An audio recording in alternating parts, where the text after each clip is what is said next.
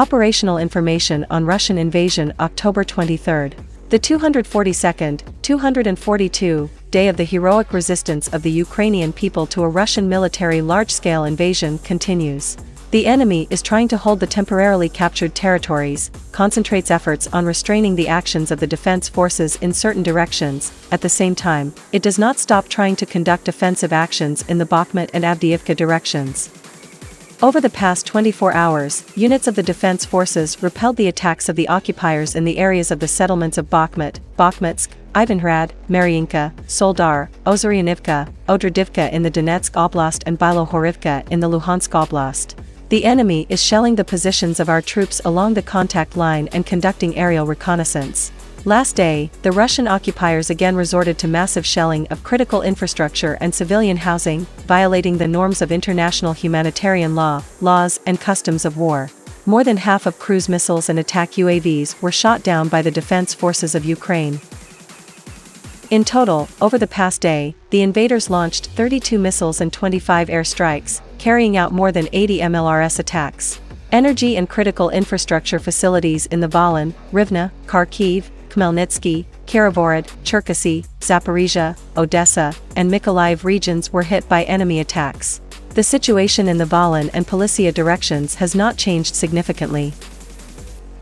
The enemy shelled in such directions, in the Seversky direction, from mortars and barrel artillery, in the areas of the settlements of Hudov and Kodyne of the Chernihiv Oblast and Serodina Buda, Vovkivka and Yunikivka of the Sumy Oblast, in the Kupiansk and Lyman directions, from mortars, barrel and jet artillery, in the areas of the settlements of Kolodyazn, Kotlярivka, Kislivka of the Kharkiv Oblast, Stelmakivka of the Luhansk Oblast, and Zarygn and Terny in the Donetsk Oblast.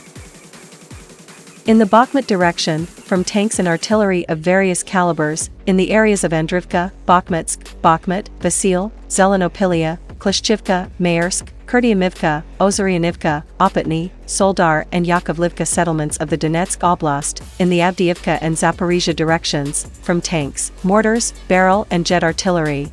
In the areas of the settlements of Avdiivka, Vermivka, Velika Novosilka, Soledar, Novobakhmutivka, Neskany in Donetsk region, and Dorozhnyanka and Orhiv in the Zaporizhia region.